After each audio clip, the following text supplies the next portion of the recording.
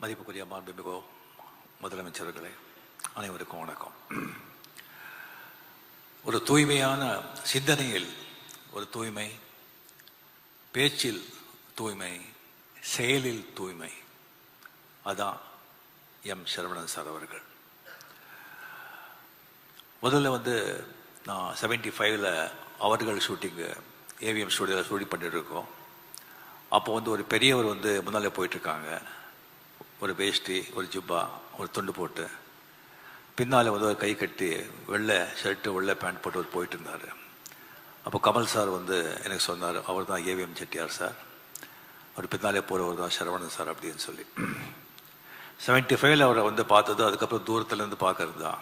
அதுக்கப்புறம் 1980ல் 3 முரட்டுக்காலை படம், சரியா ஏவிஎம் ப்ரொடக்ஷன்ஸ் படங்களை தயாரித்து 8 வருஷங்கள் ஆன பிறகு மறுபடியும் இண்டஸ்ட்ரிக்கு வந்த படம். அந்த முரட்டுக்காலை படத்தில் என்ன ஹீரோவாக புக் பண்ணியிருந்தாங்க. அது ஏவிஎம் செட்டியார்கள் சொன்னது அப்படின்னு சொல்லி நான் கேள்விப்பட்டேன். அப்போ சரவணன் சார் ஆஃபீஸில் நேராக அவரை சந்தித்தேன்.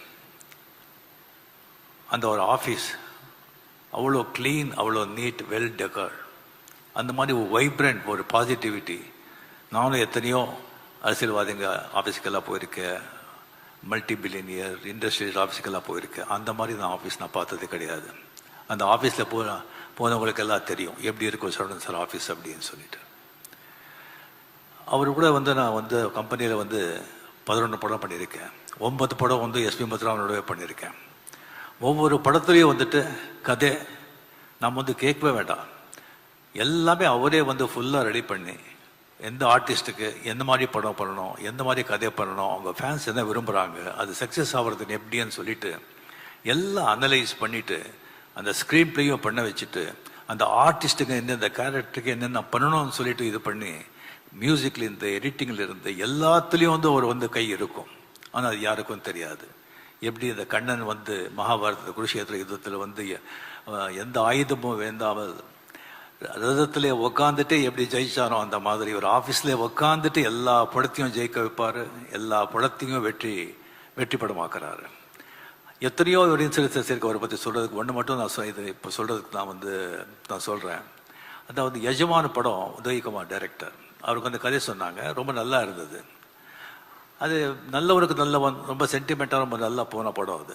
அப்போ சரவணன் சார் சொல்லிட்டு இருந்தாங்க, இதே மாதிரி ஒரு சென்டிமெண்ட் படம் எடுக்கணும் அவர் பிரதர், நல்ல கதை பிடிக்கணும்னு சொல்லியிருந்தாங்க. அப்போ நான் அவர்கிட்டே சொன்னேன், சார் இந்த மாதிரி உதயகுமார் நல்ல கதை வச்சுருக்காங்க, நல்ல டைரக்டர், அவர் படம் பண்ணலாமா அப்படின்னு சொல்லி. அவர் கதை கொடுக்குறாரா? இல்லை சார், அவர் தான் டைரக்டர், கதை எப்படி பிரதர், நம்ம எஸ்பி முத்துராமன் இத்தனை படம் பண்ணியிருக்காங்க, அவரை விட்டு நம்ம பண்ண முடியாது, அது நம்ம அவர் ஆக்டிவாக இருக்கும்போது பண்ண முடியாதுன்னு சொன்னாங்க. சரி சார் அப்படின்னு சொல்லி வந்துட்டேன் நான். அதுக்கப்புறம் ஒன் டே முத்துராமன் சார் கூப்பிடுறாரு, நீ ஷூட்டிங் இல்லைன்னு கேள்விப்பட்டேன், நான் இவேஎம்ல இருக்கேன், சரவணன் சார் கூட இருக்கேன், இங்கே வரையான்னு சொல்லிட்டு. சரி, அங்கே போகும்போது சொன்னாங்க, இந்த மாதிரி நான் சார்கிட்ட சொல்லியிருக்கேன், நீங்கள் அந்த படம் பண்ணுங்க அப்படின்னு. சரவணன் சாருக்கு மனசே இல்லை. சார் முத்துராமன் சார் நீங்கள் சொல்கிறீங்க, அதுக்காக நான் பண்ணுறேன், இதுதான் எங்கள் மனசு இல்லை, பட் எனக்காக நீங்கள் ஏவிஎம் ஸ்டுடியோவில் ஒரு ரூம் போட்டு கொடுக்குறேன், டெய்லி அந்த ரூமில் நீங்கள் வரணும், அங்கே நீங்கள் இருக்கணும், கண் முந்தாலும் நீங்கள் இருக்கணும், அப்போ தான் எனக்கு நிம்மதின்னு சொல்லி. அப்போலேருந்து எஸ்பி முத்துராமன் சார் இப்போ வரைக்கும் ஏவிஎம் ஸ்டுடியோவில் ஒரு ரூம் இருக்கும். அது அவருடைய நட்புக்கு ஒரு இலக்கணம். அவர் எனக்கு சினிமா மட்டும் இல்லை, ஒரு தனிப்பட்ட முறையிலே எவ்வளோ ஹெல்ப் பண்ணியிருக்காங்க. ஒரு வாட்டி இங்கேயே குடம்பாக்கத்தில் ராகவேந்திர மண்டபம் கட்டியிருக்கேன். அங்கே சரவணன் சார் போகும்போது இடம் பார்த்துருக்காங்க, எங்கிட்ட கேட்டாங்க, அந்த இடம் ஏன் அப்படியே விட்டுருக்கீங்க? இல்லை அப்படியே இருக்காரு, அப்படி காலி இடம் அப்படி விடக்கூடாது, ஏதாவது கட்டணும் அப்படின்னு சொல்லிட்டு அவரே பார்த்து அவர் கண் பார்வையில் அவரே டிசைன் பண்ணி அவரே ஆர்கிடெக்ட் இது பண்ண மண்டபம் அது ராகவேந்திர மண்டபம். அதே மாதிரி வீட்டுக்கு போய்ஸ் கார்டன் வந்திருந்தாங்க. போய்ஸ் கார்டன் வீட்டு பக்கத்துலேயே சில கிரவுண்ட்ஸ் இருந்தது. அது சினிமா ஆர்டிஸ்ட் தானே, அது சினிமா படம் எப்படியோ தானாக வருது அப்படின்னு சொல்லிட்டு எல்லா பேர் நினைப்பாங்க. ஸோ அது 2 மடங்கு வெளியே சொன்னால் பரவாயில்ல, 3 மடங்கு சொன்னால் பரவாயில்ல, 10 மடங்கு 15 மடங்கு சொன்னாங்க. நான் ஒரு 10 அடிக்கு காம்பவுண்டு கட்டிட்டு out of sight out of mind அப்படின்னு சொல்லி அதை நான் விட்டுட்டேன் நான். அதுக்கு சரவணன் சார் வீட்டுக்கு வந்தாங்க, என்ன பிரதர் இங்கே சவுரி கட்டிருக்கீங்க? நான் சொன்னேன், இந்த மாதிரி சார் கிரவுண்ட் இருக்கு, என்னோட வேலையை சொல்கிறாங்கன்னு சொல்லி. இல்லை பிரதர், அது என்ன வேலையாக இருந்தாலும் சரி நீங்கள் வாங்கிடுங்க, அங்கே வேறு யாராவது அவங்களுக்கு டிஸ்டர்பன்ஸாக இருக்கும், இன்னும் நாளைக்கு நீங்கள் ரிக்ரெட் பண்ணுவீங்க அப்படின்னு சொல்லி.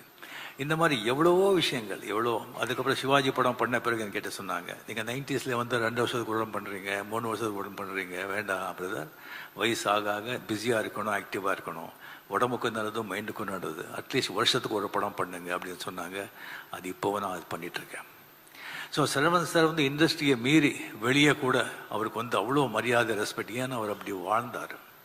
Is a real gentleman.